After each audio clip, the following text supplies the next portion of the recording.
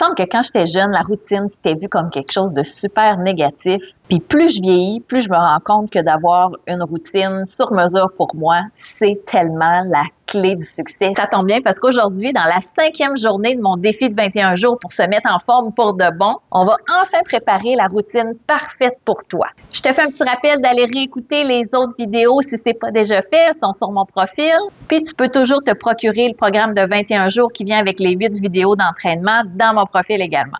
Quand vient le temps d'intégrer de nouvelles habitudes dans ta vie, comme de bouger plus, de faire de l'exercice, ça se fait en créant une routine. Une suite d'actions qui vont être toujours les mêmes, toujours au même moment, qui vont t'amener à faire l'activité souhaitée qui est de t'entraîner. C'est pour ça que c'est hyper important aujourd'hui de bâtir la routine sur mesure pour toi. Ce qui est important de retenir quand on parle de routine, c'est que c'est un réel point de repère pour toi et que la routine de la voisine ne va pas nécessairement te convenir. Oui, tu peux prendre des suggestions à gauche, à droite, mais c'est à toi de faire ta propre recette. Plus ta routine va être adaptée à ta réalité, tes préférences, ton horaire, plus elle va fonctionner. Puis justement, pour pas que la routine soit considérée comme plate, rends ça agréable. Pourquoi pas en profiter pour y intégrer des petites choses qui te font plaisir, comme prendre ton café toujours dans cette super belle tasse-là, avoir un petit coin dédié à ta mise en forme, un petit coin cute dans la maison pour ça. Faut pas oublier que ta routine va être associée à une série de petites actions qui vont t'amener vers ton objectif.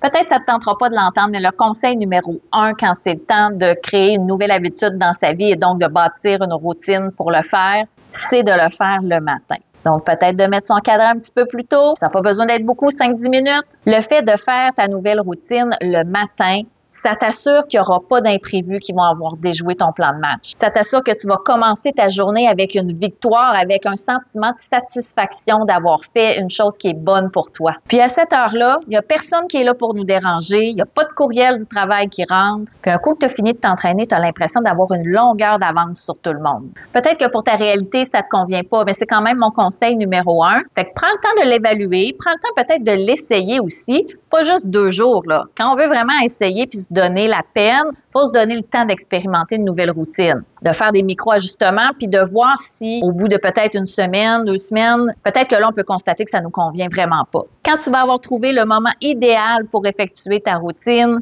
tu vas pouvoir l'écrire à ton horaire, dans ton agenda pour que ce soit apparent, pour qu'au quotidien, tu prennes ce rendez-vous-là avec toi-même.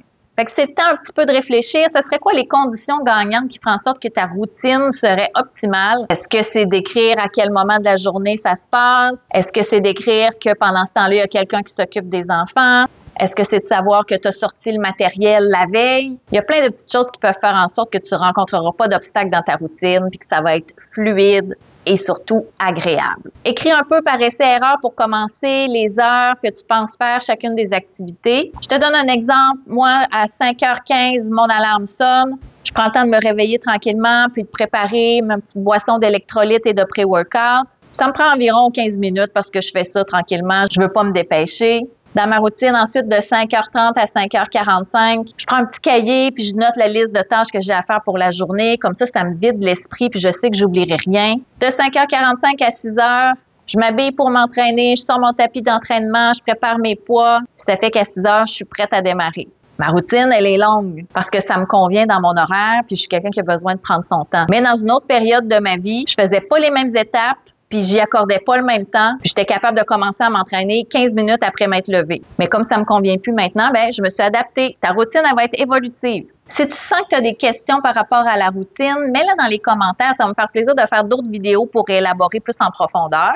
Puis sinon, écris jour 6 parce que déjà demain, c'est la suite. On va parler du suivi de tes habitudes ou en anglais, habit tracking. C'est vraiment une méthode qui nous assure de réussir et qui est super motivante. À demain!